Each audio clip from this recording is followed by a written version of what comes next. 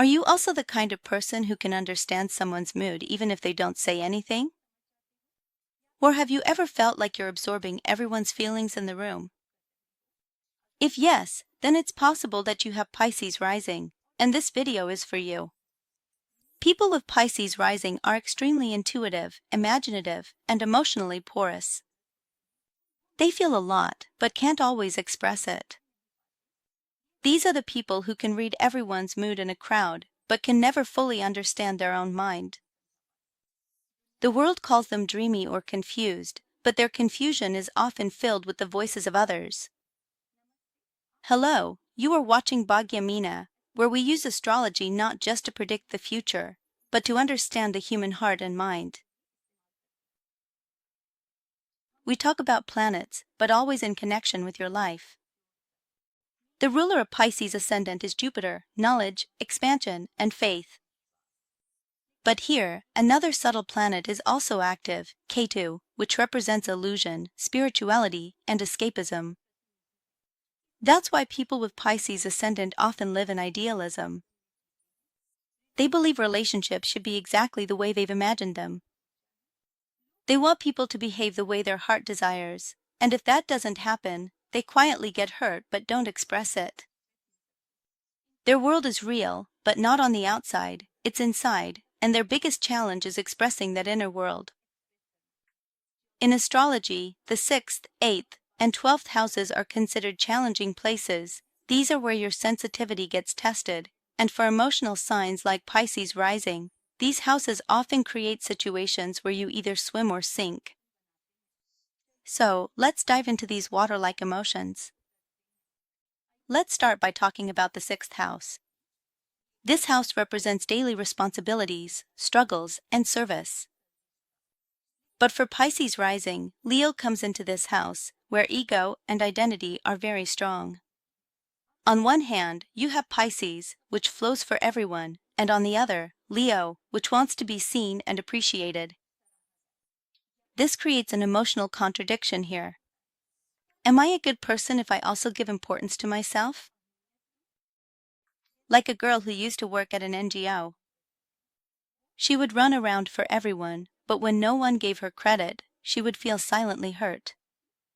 She never said anything, but the truth was that she also deserved appreciation, she needed validation, and asking for it wasn't selfish, it was human. The 6th house teaches Pisces that service and self-respect can go hand in hand, and that in order to heal others, it's important to validate yourself first. The 2nd house is the 8th house in Libra, which seeks love and balance, but for a Pisces ascendant, this house leads to emotional overgiving. Like a boy who kept changing himself just to keep his girlfriend from leaving. But one day, he realized that he had given everything, but hadn't saved anything for himself. It feels good to give everything in love, but if you have to lose yourself, then that's not love, it's sacrifice. People with Pisces ascendant are always caught between this dream and reality. Sometimes they're extremely excited, sometimes completely lost, always available for others, but unavailable for themselves. Their 12th house represents loneliness, hidden fears, and inner thoughts.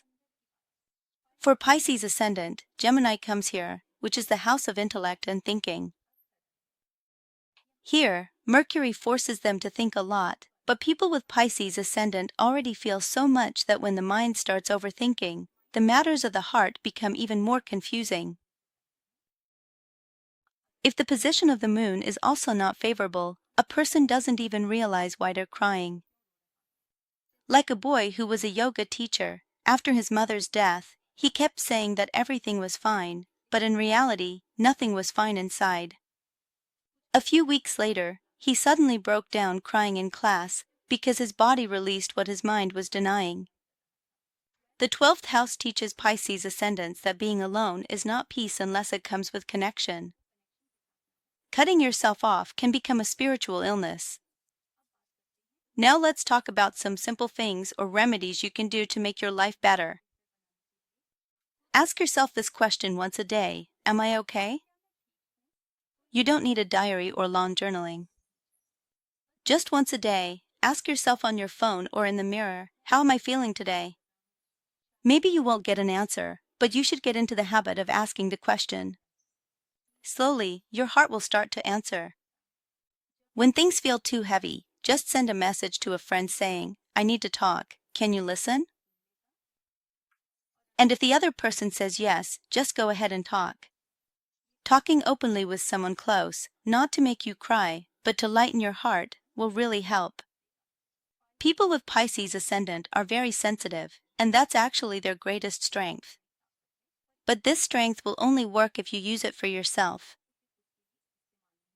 Leave a comment. Today, I listened to myself a little, especially, honestly, sincerely, with a smile. And make sure to share this video with that friend who is good to everyone, but stay silent when it comes to themselves. If you felt these things were right for you, then comment below. If you found this useful, comment below and let me know if this resonated with you. Today, I listened to myself a little bit. And this video, share it with that friend who is really good to everyone, but stays quiet when it comes to themselves. And yes, don't forget to suggest Bhagia Meena. Don't forget to watch our previous video. Those who look strong on the outside, but are broken inside. Take care of yourself and your loved ones. Hello. About those who look strong on the outside.